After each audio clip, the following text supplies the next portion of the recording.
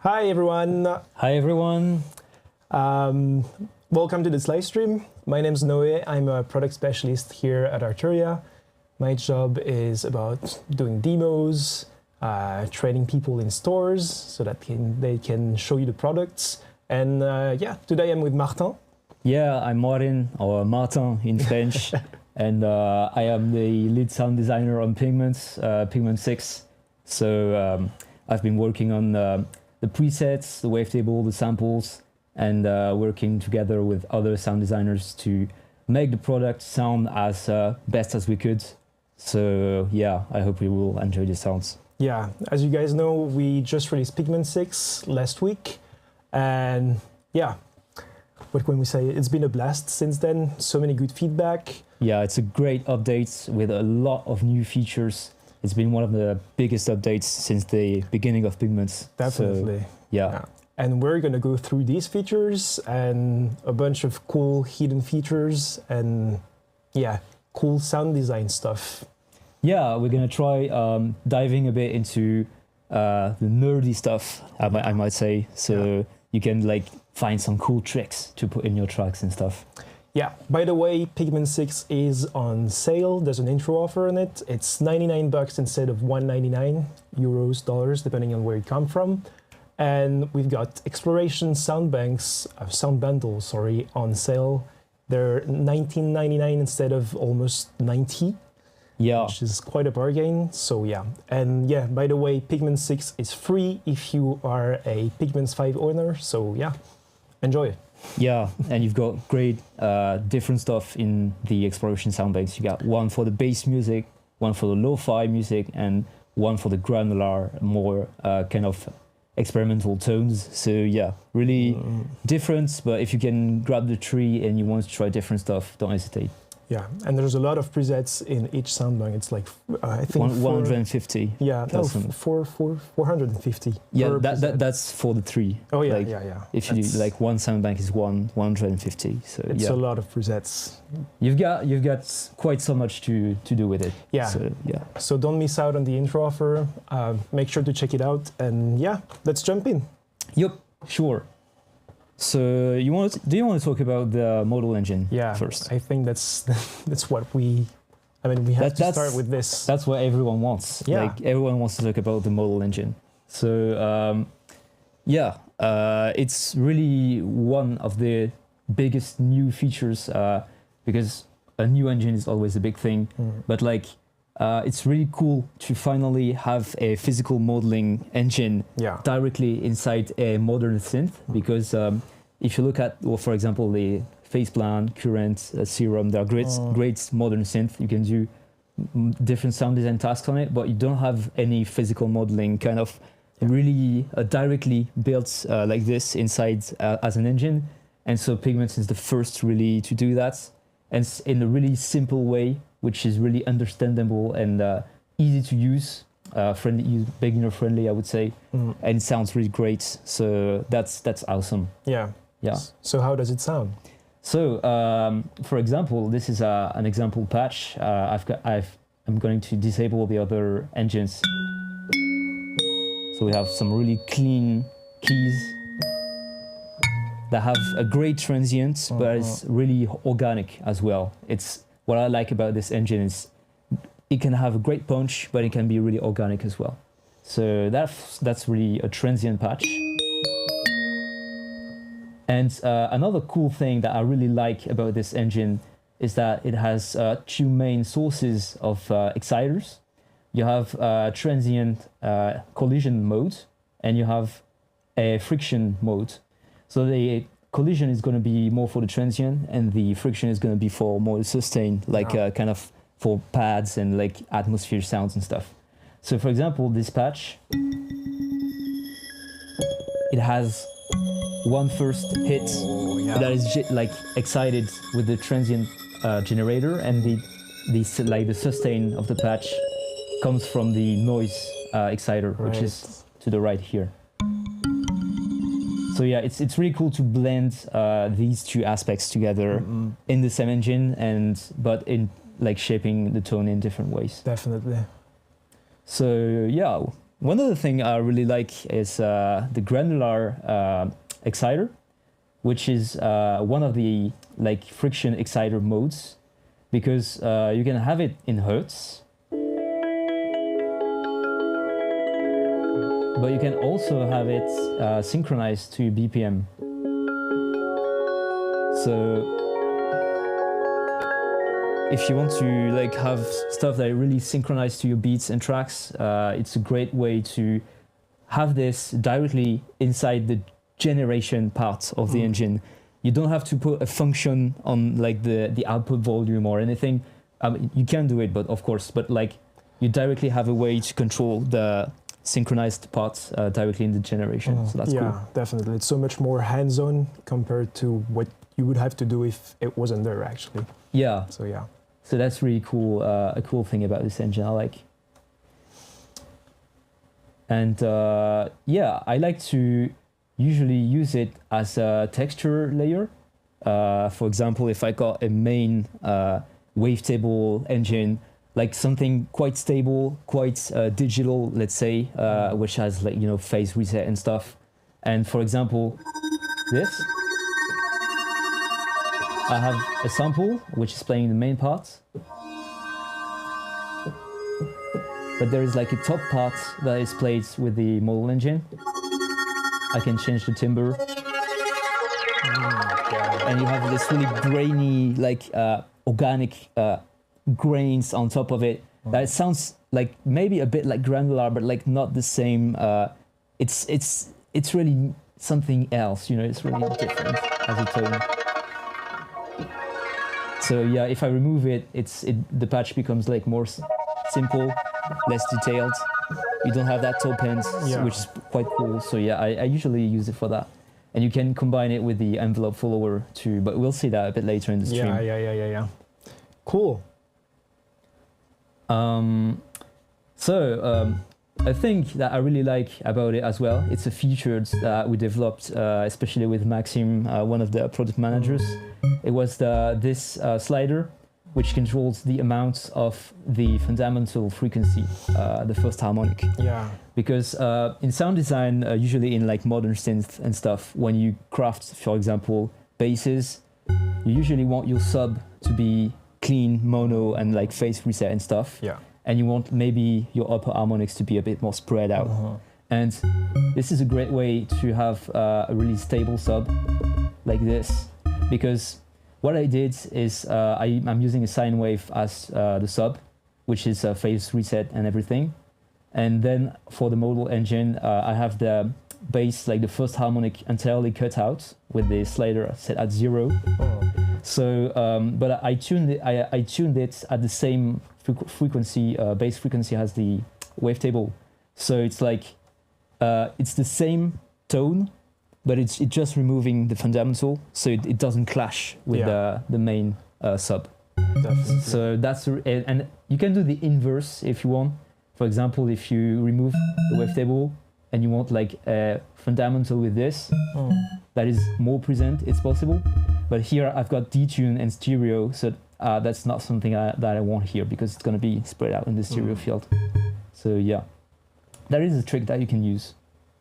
All right. And you were telling me about the audio in on transient contents sooner? Yeah, audio in is such a cool feature. It's like, it's really something I encourage you to use a lot, because it's just one sidechain input to set up in your DAW. So for example, here, I've got a track which is going to sidechain input in this Pigments. So here, if I let the track play and I play out the MIDI at the same time. Okay, sorry, my bad. I have several tracks playing. So yeah, here, no track. And here, the track is coming as an audio input here. And we are using that audio input signal as a transient exciter for the model. And so the Modal Engine is stimulated by the transient, and it's reacting to it. I can record like variation like this. Cool. I can have more decay. And if I remove the track, you see that it's following the transient, but like I can do really anything that I want. It's like this is a full track, but I could put a drum loop, I could put a voice with sharp transient, like a rap voice or something. So yeah, it works really well. It's a great feature, and you can shape. Here, for example, I removed the sub a little bit because the sub were triggering too much. So yeah. So you can like fine tune and really find the sweet spot that you want. Yeah, and if you can always fine tune a bit in Pigments, but of course in your DAW, if you can put effects on the track that you are sending as an audio input. Oh, yeah. For example, if you really want to have a tiny bandpass triggering, you can put a really narrow EQ on the send track, and then you can send it to Pigments, and you can just fine tweak exactly as you want. Definitely. So that's really cool. Yeah, that's so cool. Should we move on to the filters? Yeah, I guess we got quite some stuff to say about the filters. Oh, yeah, we do. Quite some new stuff. So one of the filters that's been added is the cluster filter. Yeah. Yeah. So it's really cool, really modern sounding, and so it's this one that you can see here. It's really useful to make modern sounding Neuro inspired basses, like Neuro glitch stuff, Neuro funk, drum and bass, glitch op, that kind of stuff. It's really cool for that because it's been around in that type of sound design for a long time, but people sometimes don't use it directly inside their plugins. They do it like as a processing chain. Yeah. So now you can, for example, in Pigments, you can do it directly inside of Pigments, which is really cool. So, for example, things I like to do with the cluster filter is craft what I would call complex multiple bandpass tones, because if you start with a signal that is quite complex, that has a lot of frequency, and then you can see here that a lot of the signal is being cut out by not being included in the bandpass. We keep only certain peaks, and we emphasize it like this, and you can like spread out the peaks. You can put more peaks or less, and it will sound different. So yeah, that's a really cool addition. And one other thing that you can use the cluster filter for is kind of shape the main movements of your tone, of your patch. Like, for example, in this patch, you can see that, let me put this in big. The main movement is really crafted by that filter. If I remove it, it sounds flat. Yeah. You know, there is no movement. And the cluster filter is really ideal because it's going to cut out a lot, and with resonances and stuff, you can make it sound quite squelchy, quite organic. So yeah, that's pretty interesting. It's an interesting way to shape tones. Yeah, and that's another Neuro-inspired basses I think I made, especially. So this is like really based on notches and peaks at the same time. So you have notches. Yeah, cutting certain parts of the signal, and peaks I don't like this word. Peaks, boosting other parts of the signal, and then you push that into distortion, OTT, and everything. And so this really makes the gritty, squelchy, wet sound that we all like in Neuro music. So yeah, it's pretty cool. Cool. Yeah. Let's move on to another Lo-fi. filter. Lo-fi filter. Yeah. Yeah, this one is really different, but it's a really cool new addition as well. So I would say the classic use that many people will use it for will be as a top texture that is going to be key tracked, because you can key track the lo-fi filter. If you turn up this knob to the maximum, it's going to be like, basically the filter is going to create an emulation of aliasing of a digital artifact. Yeah. And so if you key track it, the aliasing frequency is going to be tuned to whatever note you play. So here it still sounds musical. If I remove the key tracking, we don't hear it that much because here it's subtle. But for example, I'm gonna go to the next patch, which is not key tracked because I wanted to make it on purpose, having it like a slight chirping tone on top of it. And if I put this macro up, you really hear that chirping tone. And it's not key tracked. If I key track it, it's gonna sound a bit different.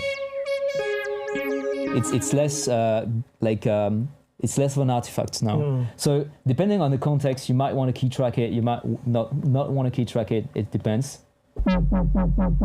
This is a wobble bass that is really the main tone is really based on the lo-fi filter. If I remove it, it's really not the same. So I have played with the different features of this filter. So for example, we have the pre and post filter and the frequency. So here I've done a couple of macros. So I have an LFO modulating the main frequency. Then I can remove the pre-filter and the post-filter to have to get the aliasing top back. So yeah, it really gives that gritty character to the sound. And you can still play chords with it. I mean, it was not an obligation, but like, it's still possible.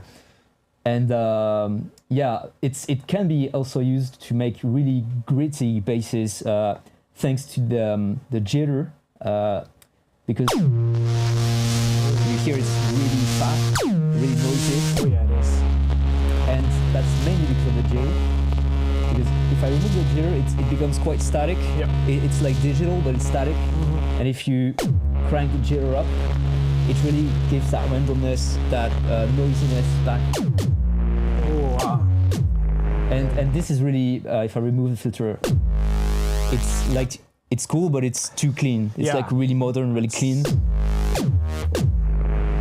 Here it really gives the grit. It really gives the dirt we're looking for.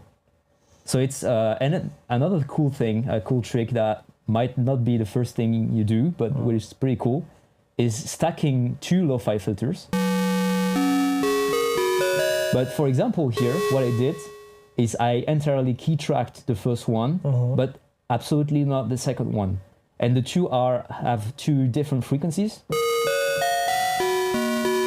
So it's like kind of like otherworldly. It's like eerie, you know. It's like you have one filter that is more musical, and the other one is like it gives that so much more noisy, nasty frequency. And then you can, of course, I didn't modulate it, but you can modulate frequencies and like everything.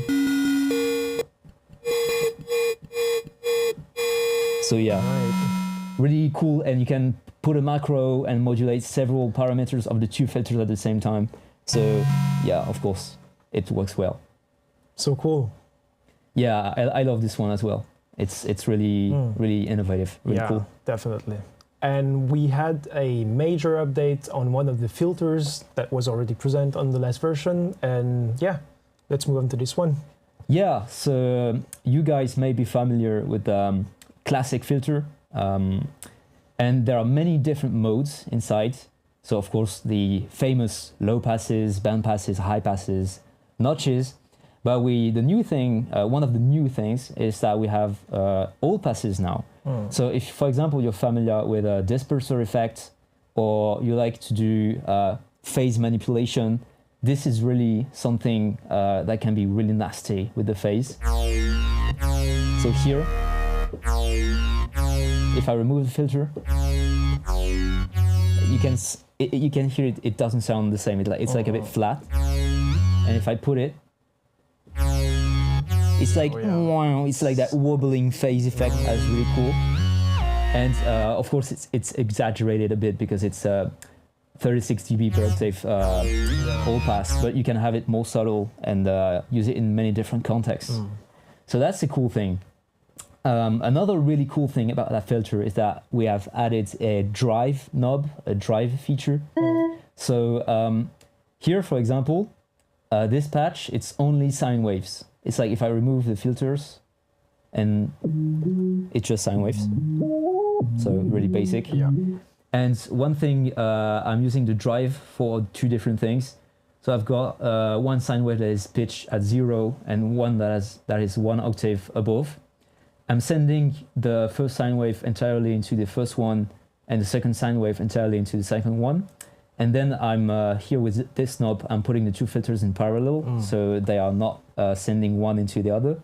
They're going to separate, then into the FX rack. Right. So the first sine wave, if I remove the drive, it stays a basic sine wave. But listen to this. Yeah. It's like, this drive, it sounds so good. And actually, I didn't put many resonance, but if you crank up the resonance, you can really have nasty, acid sounding tones. So yeah, let's put back the resonance where it was. And so I'm using that to get a clean subtone that has a bit of harmonics. So for example, here, this is going to be my sub generator. It has a clean sub and a couple of clean stable upper harmonics. And then I'm taking the second oscillator, second sine wave. I'm going to remove the first one for now. And I'm sending it here. If I remove the drive, it's just a sine. But then I can get higher harmonics with it. And it sounds really, listen to how it sounds. It's so clean. Right? Yeah, it's super clean. And so this is like a fun approach of like additive synthesis, because you're basically adding sine waves but with distortion with drive. And so if I put back together the two, you have a really cool bass, simple, but that sounds good. That has nice and clean, stable low ends, and stereo and processed high end, top end, which is cool. So cool.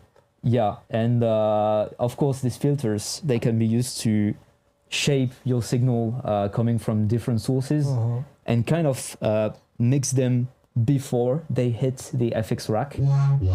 So for example, this preset, Harmonic Samurai, it's a preset I've done for the bass exploration pack that you were talking about at the beginning of the video.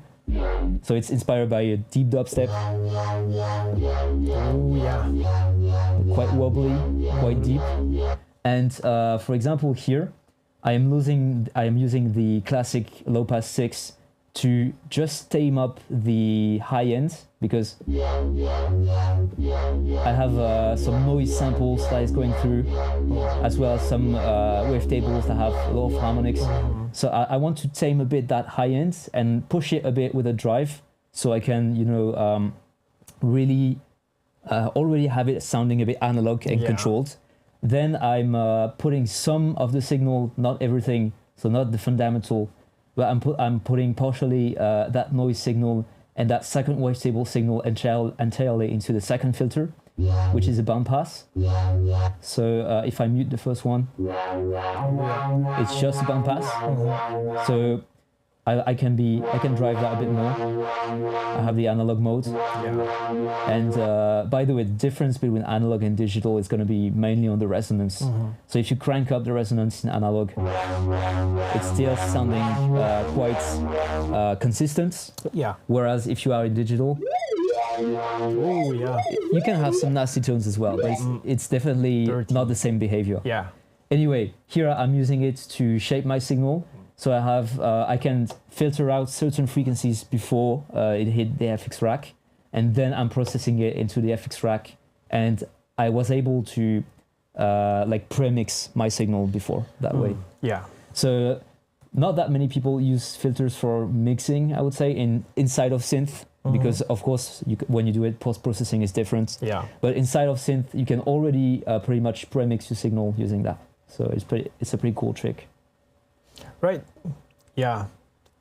That's a lot of stuff, but it's like so cool and such a deep update. I think it's one of the biggest updates, if not the biggest update that we've ever made on Pigments. Yeah, I think Maxime, one of our product managers, he told it was the biggest update since Pigments 2 for him, and he's been working on Pigments since a long time. So yeah, definitely major update. Major.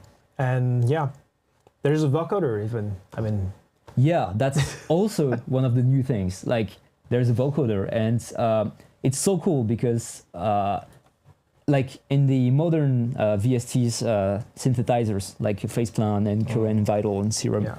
there is no vocoder. I mean, no directly inside. You can, of course, try to build them, but it's not the same. But here, we directly have a vocoder as an effect. Built in. So this is like a patch from the factory library. It's really it's really colorful, really like, it really sounds like Pigments, in my opinion. So yeah, you can modulate it.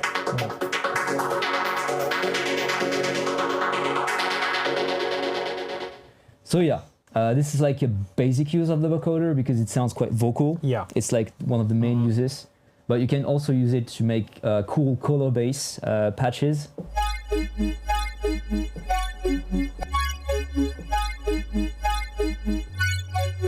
So for example here, if I remove it, That's not the same definitely not the same thing. And yeah, you can really do some like color bass inspired tones with modern bass music tones and stuff. It's crazy the amount of coloration you get from using these vocoder on like these kinds of sound. Yeah, and this one is a patch from Bass Exploration as well. So really, if you want to get it, you know what it is. Yeah, check it out. You can do really squishy, wet stuff. Really, like you know, it sounds a bit like it has some kind of organic fat tail. Like if I remove it, it's like up front, it's like in your face. But if I put it, it gives the sound a lot of body, a lot of like wet organic components. So this one is from the factory, it's really cool. I'm gonna show you a cool trick that I really love with vocoders, which is using the gate knob to create some really top texture, some like partially decayed impacts, let's say. So here I have my gate knob, which is here. If I raise it, the more I raise it, the less signal from the carrier is gonna catch. And so I'm gonna have less sound, so I can use it as a Foley, like as an SFX or something in my track. But if I pull down the gate, I'm starting to get more and more signal into it. So yeah, that's something that usually works. And you can change the modulator, you can change the carrier, and have different patches with different sources, and so it will give different tones, of course. So yeah. Talking about sources. Yeah, talking about sources, there is one interesting source that I already showed you on the model that is also available on the vocoder. It's the audio input. So here, same example as before. Let me solo that. I've taken the same track that I used for the model showcase. Maybe just before we jump into it, can you show us how do you get the audio in actually? Yeah, of course. So it's going to depend on your DAW, but the workflow, it's the same. You just need to find how to do it in your DAW. But here I'm in Reaper. So what I'm doing is I'm having like a track. I put my audio that I want to send as an input on it. Then in Reaper, I removed the send to the master because I don't want to have the main audio bleeding into my master. Yeah, right. So, but you can, if you want to have it, you can put it. So here, if I put it back, you can hear the original track. It sounds like this. So yeah, I'm removing the master send. I'm sending it. I'm just drag and dropping this as a send here to this track, and it's going to send into the 3 and 4 channels. So then when I go in the other track, I open Pigments, and in Reaper, it's going to be here in the interface. I have my inputs, my track inputs, and here you can see 3 and 4. So I just have, by default, it's going to be on 1 and 2. Yeah. I've got to deselect 1 and 2 and put 3 and 4 instead. And then I go to Utility Engine, and you need to go to Noise 2, enable it, And here instead, you're gonna have noise too. You can choose from drop down, you can choose audio input. So then, when I play, I'm gonna solo the group. When I play this as a loop, and I go back here, you can see I have the track at full volume coming into my audio input here. Right. So here what I'm doing is I've got a wavetable that just have a basic saw wave here, and I have my track as an audio input here, and I'm going to use my track as a the carrier, and I'm going to use the square wave, the saw wave, sorry, as the modulator, which is engine 1 here. So here there's no sound because I'm not playing notes, but if I start playing notes, you can hear the vocoder is following the track.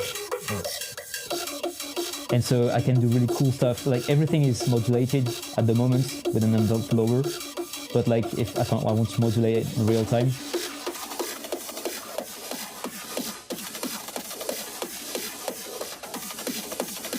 and like if I put back my track into the master,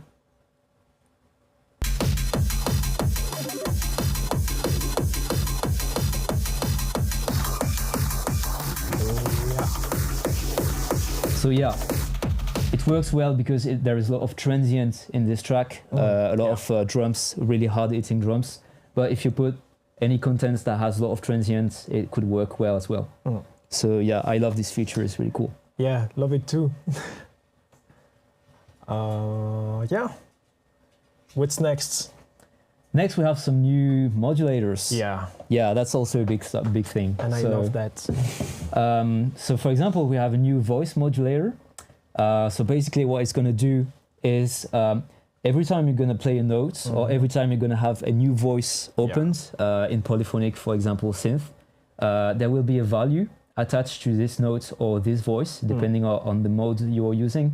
And so for example here, you can see every time I play a note, it's assigning a different value. And I'm using that to modulate different stuff. So I'm modulating a bit the resonancy of the filter tube and the detune of the wavetable here. So here I'm using it in a subtle way. So it really adds kind of an organic human feel. If I remove it, it's gonna be like more static. Yeah. And you don't have the same variation. But to make it more obvious, because you're really better than me to play the piano, Noé.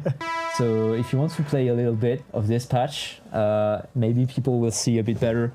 Like the patch is really basic. It's just a simple saw wavetable with a bandpass filter.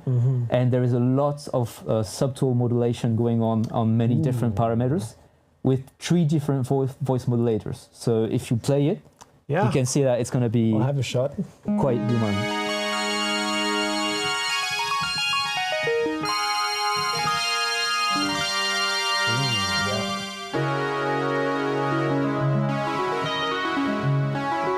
I really love the visual feedback. Yeah, the visual is amazing because you understand immediately what's going on. Definitely. And it's really simple. You just, this patch I made it in like 3 minutes. I just drag and drop this on 2 things, this on 3 things, and like you just drag and drop and it works, and it sounds great, it sounds organic, it sounds human. It's Pigments. So yeah, it's Pigments.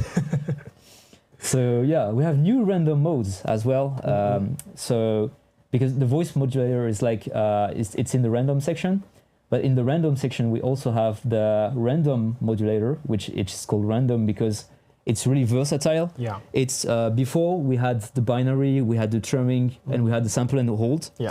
And this one, it's kind of the best of the 3 worlds and more because it's more versatile. You can do any of the things that you could do with the 3 others. Yeah. But it's more user friendly, it's more intuitive, and it's more versatile because so here, for example. This is entirely modulated with different randoms. So I've got one random that is quite smooth. So it's really not stepped, you know, it's really going smoothly from one random value to another. So it's modulating, for example, the pitch and like other parameters. and this one is modulating like the position of the wavetable and Right. other stuff. Yeah. And this one, it's a random that is it's in freeze mode, so it's triggering only when I press a new note. So that's also a cool stuff if you want to have a new random value every time you press a note.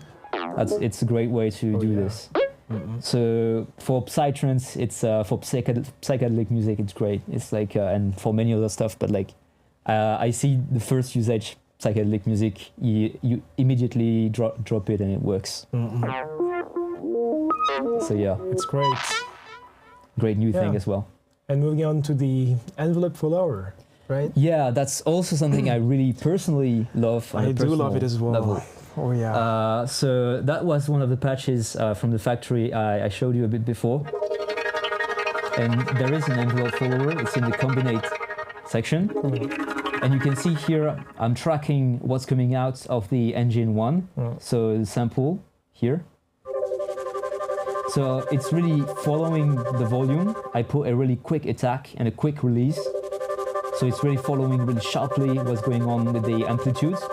And then I'm using it to modulate a lot of stuff, to modulate volumes from other engines, to modulate filter and noise parameters. And so every little grainy, like for example this, it's up, like if I put more distortion, less of this, more timbre, That's so you cool. have, here you have the noise which is modulated by that. You have like in the model, you have many, like the volume here. Everything is following the main engine and it gives really a lively feeling to the whole patch. And once again, you can use the audio in with the envelope follower, which is a really great way to do mixing as well in your DAW in your projects. Like for example, if you have a drum loop like this, and you have like a bass patch,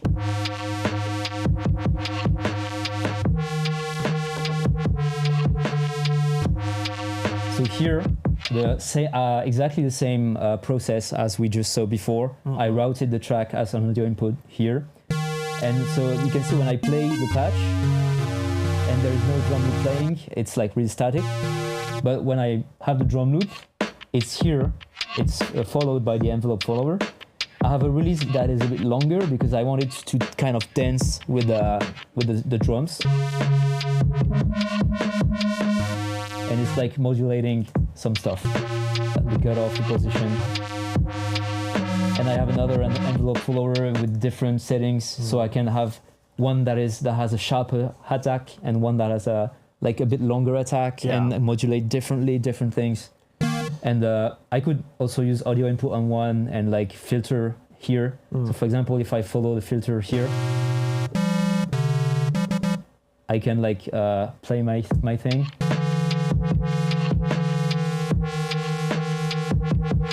And you can see it's quite following the filter around.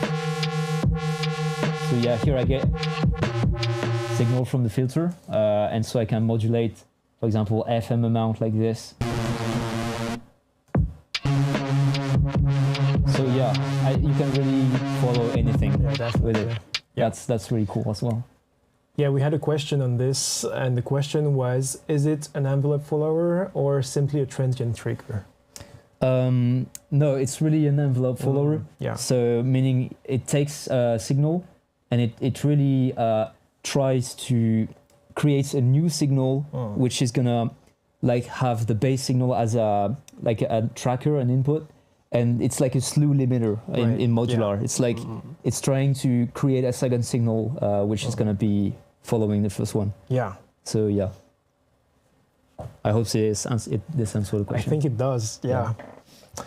And yeah, there's still a lot of stuff that we have to talk about. Yeah, mostly Granular, I guess. But that's a big one. Yeah, it's a big topic as well. Yeah. We have a couple of new features on the Granular engine. So the first one being the new knob, which is called Scan. And it's this knob over here that wasn't present in the interface before. So it allows to really, when it's at 0, the playhead is going to stay static, except if you modulate it or if you use the random start knob. But by default, it's going to be static. And when you start pulling up the scan knob, it's going to automatically make the playheads move forwards or backwards if you put the scan knobs backwards. So here, for example, it's the one of the best examples to show this. It's a quick patch I made. It's it's like a time stretch effect that is reminiscent from old samplers, a jingle. And if I put the scan a bit faster, for example. 1, 2, 3, jump! 1, 2, 3, jump! 1, 2, 3, jump! And if I go backwards.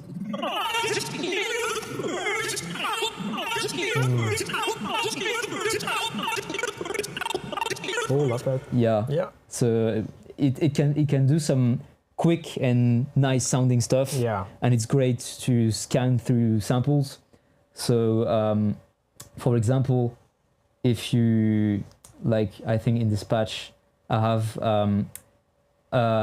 here a patch that I made for a factory that I love, which is called My Name Is, and you can see the playheads. I'm not using the scan knob, but instead I'm using a function to move the playhead around. But I could have used the scan knob instead. It's a different workflow. But one other cool thing I love about the Granular and sample engine in general is the ability to load many different samples in the different slots. So here, there is a sample here, and if I use the color macro, you can hear it switching to another sample. And it's completely changing the sound's timbre. That is so dynamic.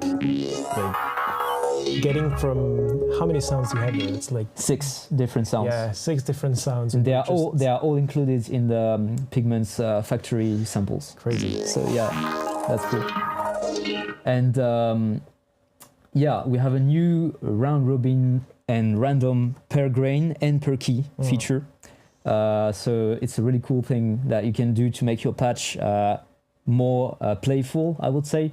So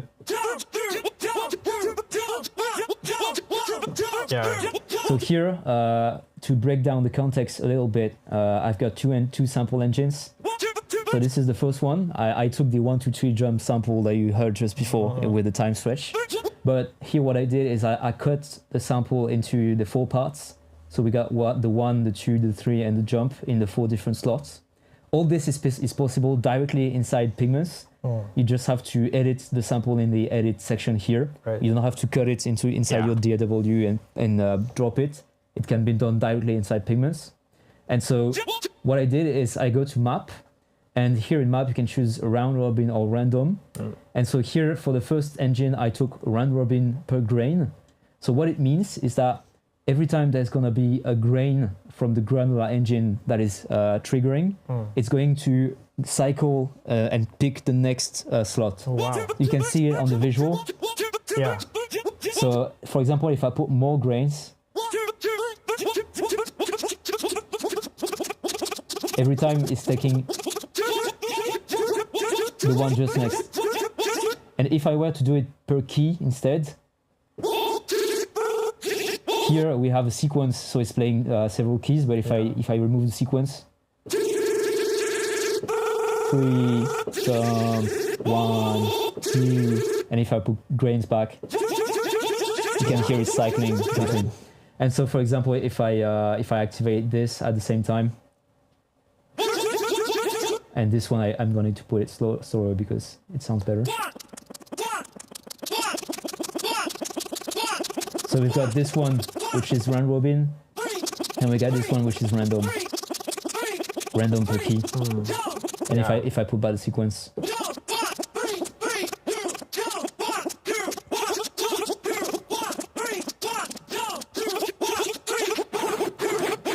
yeah, this is such a powerful addition to. So yeah, that's a quite hidden feature, I would say. Yeah. Maybe because the Granular and sampler it has a lot of features. Yeah. And so it's hard to put them all in the main interface panel. Yeah. So you have to go to the map menu to find it. And it's a really cool thing that more people know about it, so they can start using that feature. Yeah. and like really create some creative patches and cool music with it. I'm definitely gonna try and use it because yeah, I don't want to miss out on this. Yeah. Try it. Yeah, I'm curious to hear what you'll make with it. Oh yeah. And yeah. Yeah, and I might talk about the Keymap as well, because it's not a new feature really, but it's still something that I like to highlight because it's an hidden feature as well. Yeah. So people are not, I think I don't see that many people using it, but it's really cool. Neither. You can map several samples into different slots like this. And so then if you go to the map tab and you choose Keymap, you can see that you have a slot per octave. And so here I've put a sample in the D slot and not in the C slot. That's done on purpose. So I can, it's going to extend the range from the B slot into 2 octaves. So here, if I'm playing the low octave, I have the first sample. Then octave 2 and 3, I got this, the second sample. Octave 4 and higher, I've got the third sample. Yeah. So indeed, I'm not a good keyboard player. So if you want to try, I might actually try it. and you can play kind of multi patches with Yeah. it. So that's like the first. Got the first one here.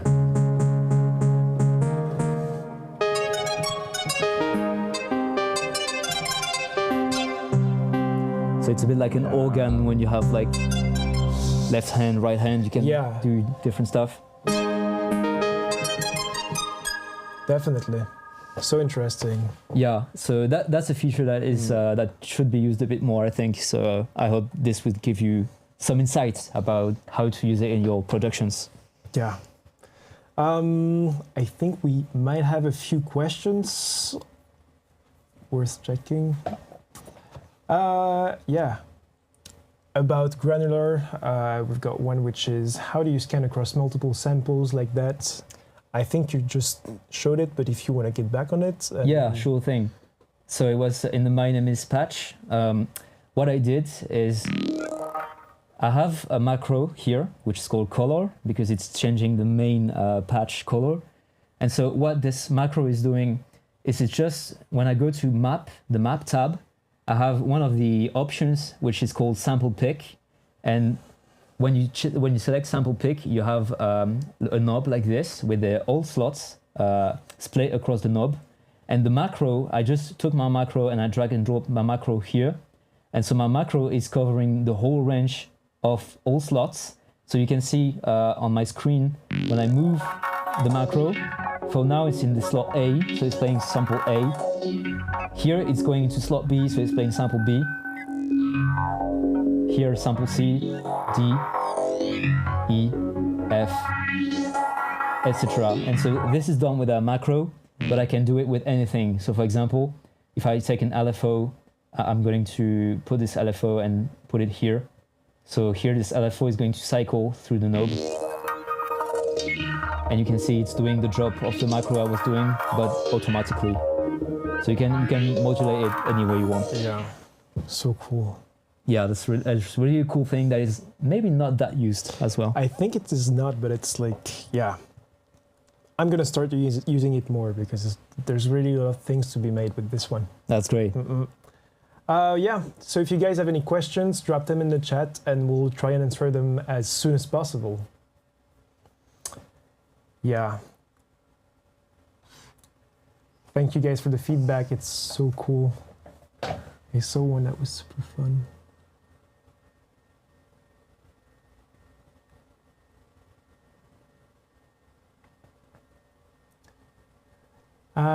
There's a question about the envelope follower. Is there a way to reverse it? To reverse the envelope follower? Yeah. Yeah, sure. Of course. So I'm going to show you a new patch. So if I open a new Pigments instance,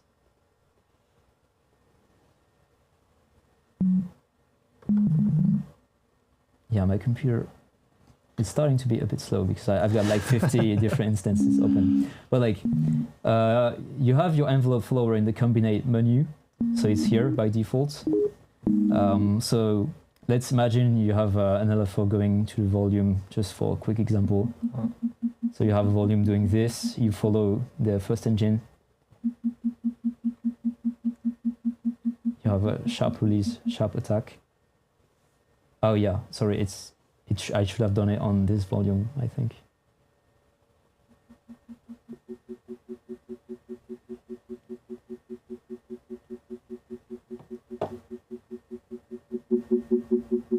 Okay, so that's set up. I've got my envelope follower that is following this. And if I want to have the reverse signal of that, I just have to use a remap, which is another combinate feature. So there is already one in the slot 3, but I can put it in a slot 2, for example. So I put the remap here. Source, I'm going to choose my envelope follower. So I'm going to choose my combinate 1 as a source. I'm going to put the amount at maximum. So it's going to 100% apply the curve I'm putting here. And I simply have to reverse the curve like this. And so then you can see the output of my remap is inverted compared to my output of my envelope follower. So now I can, for example, take my combinate 2 and I can have, let's say, a noise here. And I can modulate the volume of the noise inversely proportional to that. So I have alternating between the first wavetable and the noise. So yeah, that's cool. Completely possible. Yeah. We've got a personal question for you. Okay. Not too personal, but what is your favorite, or what are your favorite ways of approaching sound design for MPE? So with Pigments, we usually do MPE with the first macro. So you have to enable this option here, which is enable MPE. And then when you do this, the first macro turns into MPE timbre knob. And so what I do when I design patches and stuff is I always think the first macro so it can be transposed into an MPE keyboard. So like I never put monophonic modulation on the first macro, because otherwise if you play on an MPE keyboard, imagine you have a slide. You start playing a note, you slide it, then you put another note, and it's on a filter that is monophonic. Yeah. It's going to like put the same value for all notes, which is a bit of a shame for MPE. So I like to put, for example, wavetable position on MPE modulation. I like to put decays, envelope decays. I like to put filters, parameters. So usually things that is more I would say before in the chain rather than post-processing and FX for MPE. Cool. Other questions? Good morning. Is it possible to make a deep and heavy lead with Pigments that sounds similar to a Moog synthesizer patch? Yeah, of course. And it's not new in this update, but I think it's been here maybe for 3 version. But we've got a filter which is from our Mini Moog emulation, which is the mini filter. So if you go to filter types and you go to mini, and it's the first filter in the analog section, you have the exact replica of the Mini Moog filter that is in our plugin. So for example, if you take we can take, for example, a wavetable that is going to be rounded so, let's say. So we can take this rounded so. I'm going to go into lower octaves. So we can modulate this with an envelope like this. I'm going to put down the filter. I'm going to try putting the same envelope on the cutoff. I'm going to put a lot of resonance, a lot of drive.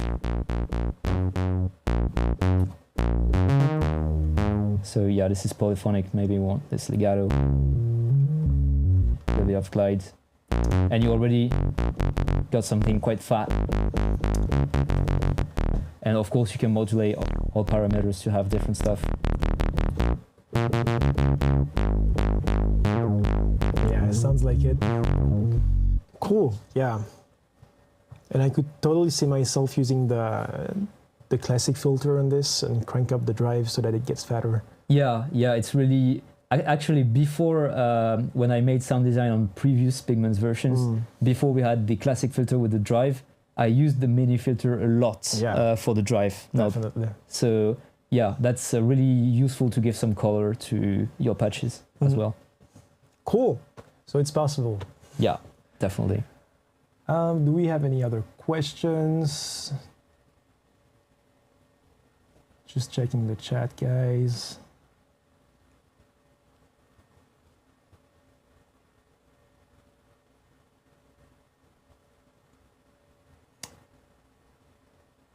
Thank you guys so much for all the good feedback.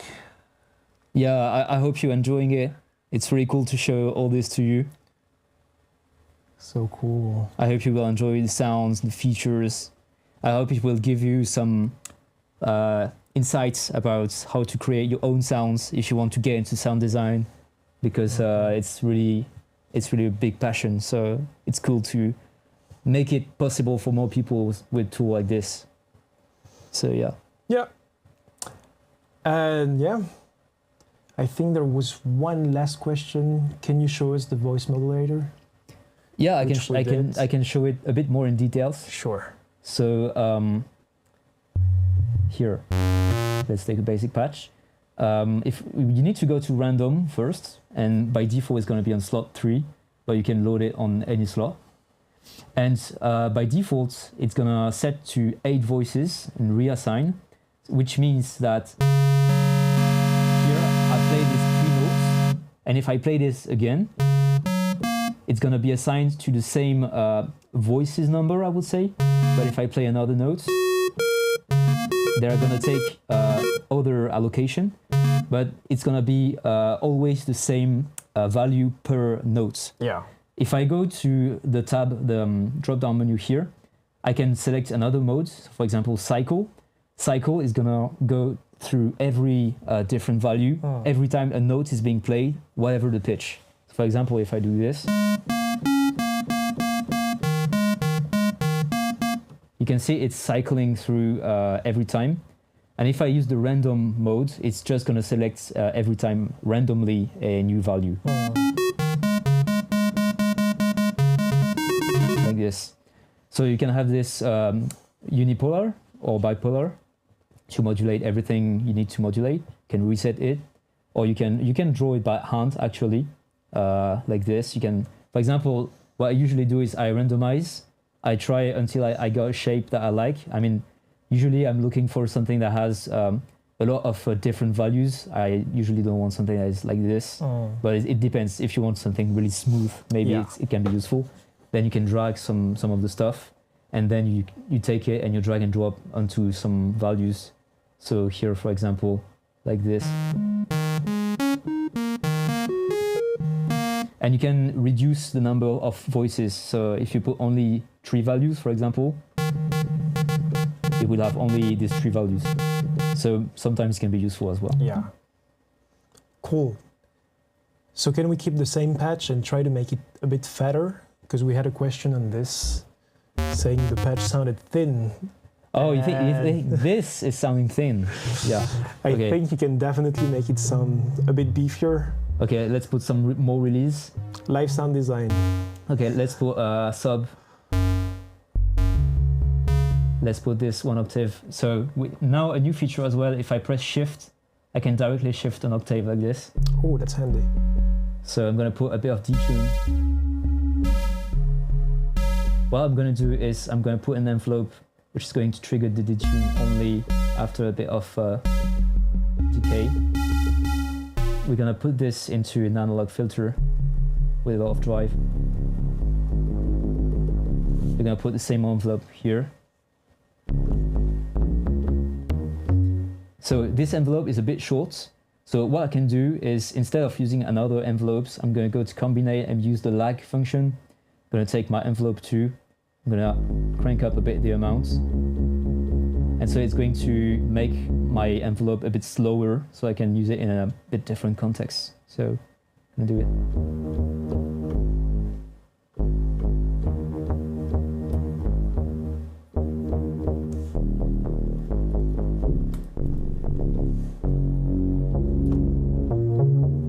Okay, so here we might want to add an LFO on the cutoff as well. Yeah.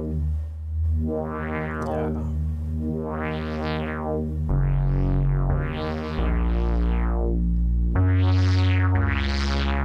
is going to be fatter as well. And then what we can do, we can chain a mini filter as well. Crank up a bit the drive.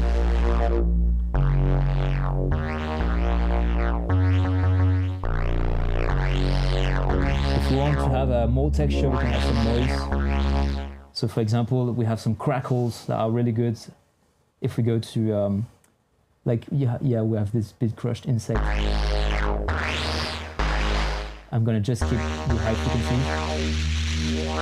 And what I'm gonna do is I'm gonna use the new envelope follower and follow the first filter outputs. So I'm gonna use that to control the volume of that top layer.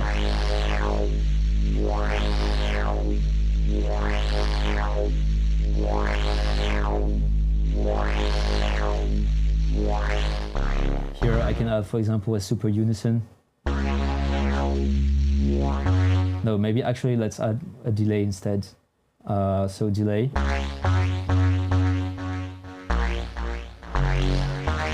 Just remove the sub.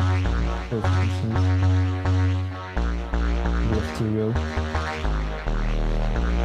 Then I can, for example, put an OTT to make it fatter. So I'm going to choose OPP preset.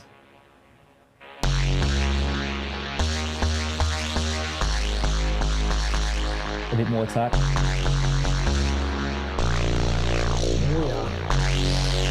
I'm gonna reduce down. And then I can put, for example, a final distortion that is going to control my headroom and make it a little bit fatter as well.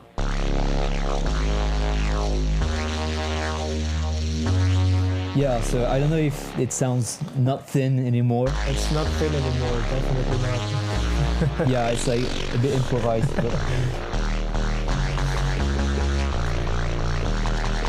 yeah, that's definitely fat.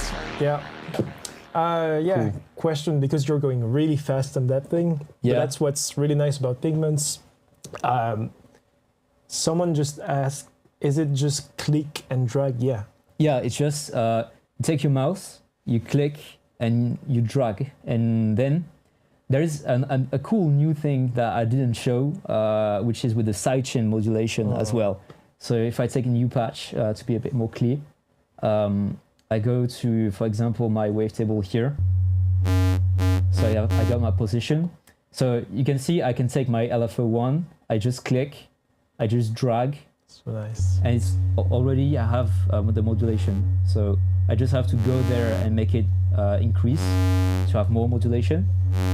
And one really cool thing in the workflow that has been added as well is the sidechain drag and drop. Because as you may know, it was already possible in Pigments before to do sidechain modulation, which was done here with this menu. You would go to sidechain and choose which modulation you want to sidechain with. But now you can do it with drag and drop as well. So for example, if I want, I'm going to remove the MPE stuff. If I want to use my macro one as a sidechain modulation for the modulation I just created, I'm going to drag and drop my macro one here, go there, and then I have the amount, which is just here. So if I put a maximum amount, what it means is that when I have the macro one at 0% value, the modulation is going to be fully not happening. And the more I crank it up, the more it's going to modulate. So if I go to 100%, we have the full modulation happening. So yeah, that's a really cool way to add depth, and it's really easy now, even easier with this workflow. So that's great. Super easy to assign stuff. I mean, Pigments has always been like this, but yeah. Yeah, it's even more user friendly now, I think. And with the colors, I really like the colors, like the different colors that you have for each modulation family. So for when you have, for example, let me go to a complex factory patch. If you go to hyper, for example, I think you have a lot of things happening at the same time, and you can track easily when you go, for example, to a knob. You see there's an orange thing going on. You see, okay, it's the envelope. You see the blue thing, okay, it's the macro. You see this, it's like, okay, this is the mod wheel. It's purple. It's like pink. This, you can go here, it's green. You can see all the destination in green. And you see a little green pop up here, like a little green dot. Yeah. It's like, it's so intuitive. It's so colorful. And it's great to look at the same time. It's so great to look at, and at the same time, you know where you're at constantly. And if you want to remove something or fine tweak something, again, it's like right there. Yeah, straight to the point. Yeah, you don't have to like second guess or try you to find don't have where it to is. Yeah. like there are no like really complex hidden stuff. You can find everything quite easily. So that's a cool thing about Pigments as well. We've got some more questions. Boop, boop, boop.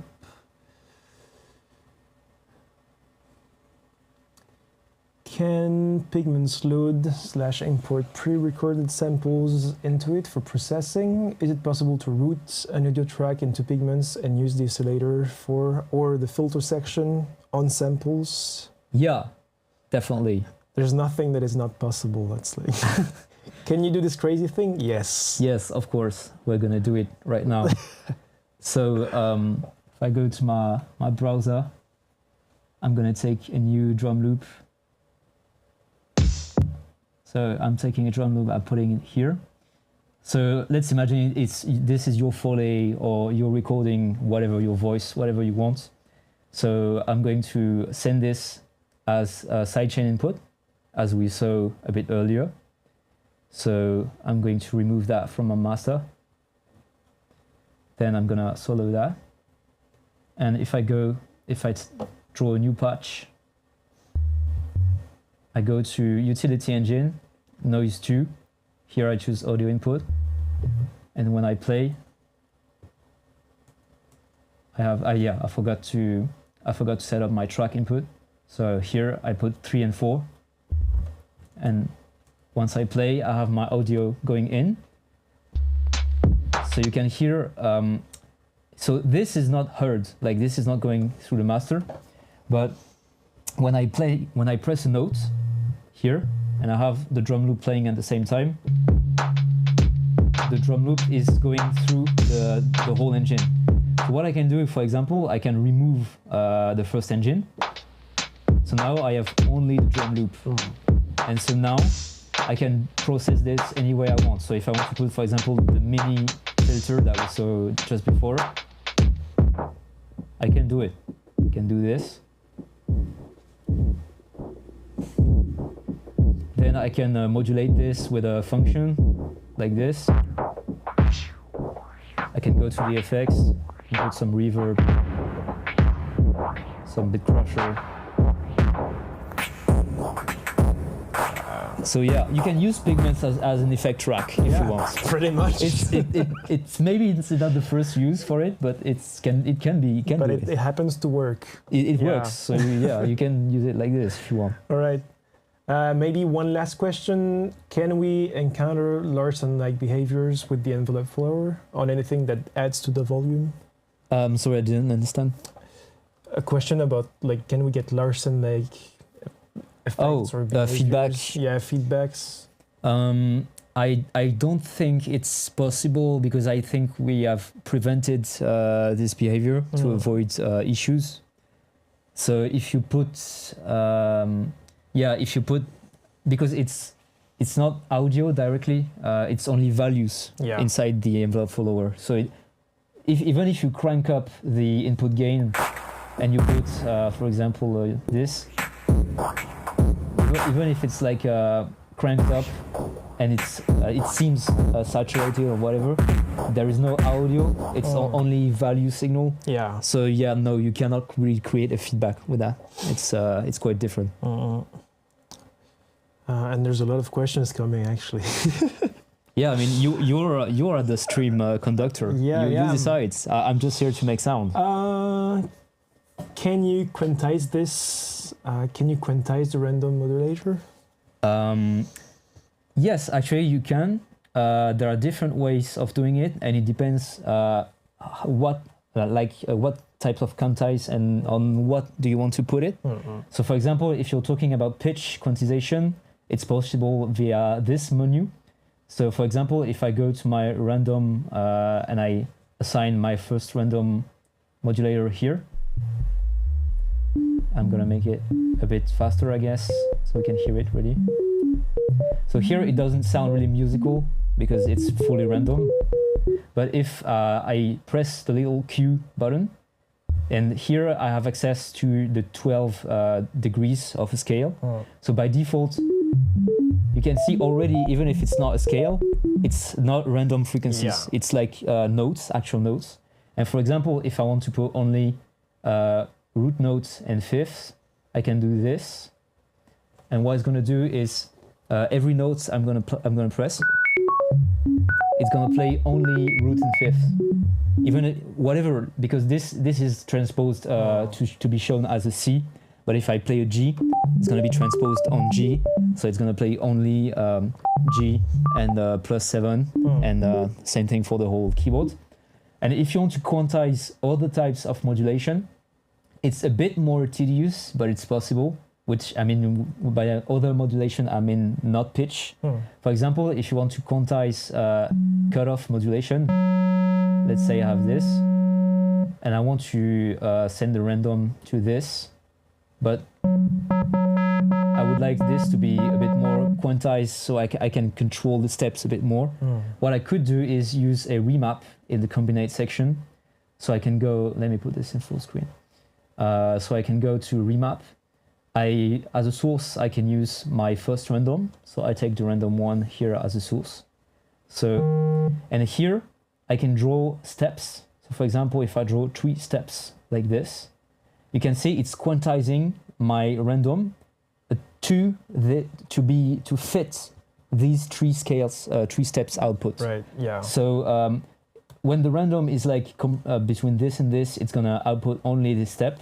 When it's between this and this, it's gonna output this step, and between this and this, it's gonna output this step. So for example, if I modulate that, you can hear it's way more quantized in a way that it would be with the actual random output. Yeah, definitely. But and you can adjust then if you, for example, if it's still too much, you can put only 2 steps. So you can do something like this. So then it's like only 2 steps. Yeah. And you can do the quantize that you want to do exactly with this module. Yeah. Again, so powerful. It's, yeah, that's great. Yeah, it's great stuff. And I think we have to stop at some point, right? Okay, yeah. I'll just check the questions one last time. I think we're all good. Yeah. Loads of good feedback. That's cool. That's so cool. That's lovely. Yeah. Love you guys. Thank you so much for coming to this live stream. And don't forget, there's an intro offer on Pigments 6. It's cheap right now. It's $99 instead of $199. There's an intro offer also on sound banks, some of them that you've worked on the design. Yeah. And they're awesome. There's a lot of presets in them. If you're a Pigments 5 owner, enjoy the update. If you're not, jump on the intro offer. It's really a nice chance to get your hands on the plugin at a reduced price. It's worth it. It's great. Yeah. Thank you guys so much. Thank you, and have great sound design. Bye. Bye-bye.